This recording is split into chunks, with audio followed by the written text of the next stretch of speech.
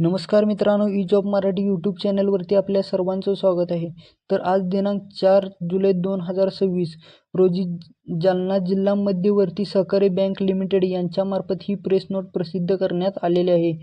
तर यामध्ये विविध संवर्गातील 70 रिक्त पदांची भरती निघालेली आहे.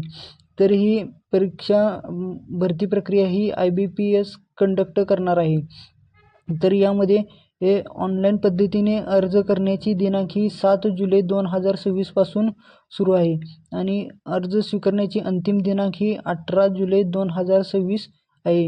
यामध्ये फक्त ऑनलाईन पद्धतीनेच अर्ज स्वीकारला जाईल, ऑफलाईन पद्धतीने अर्ज स्वीकारला जाणार नाही. तर याचे डिटेलमध्ये ऑफिशियल GR आल्यानंतर व्हिडिओ तुम्हाला मिळून जाईल.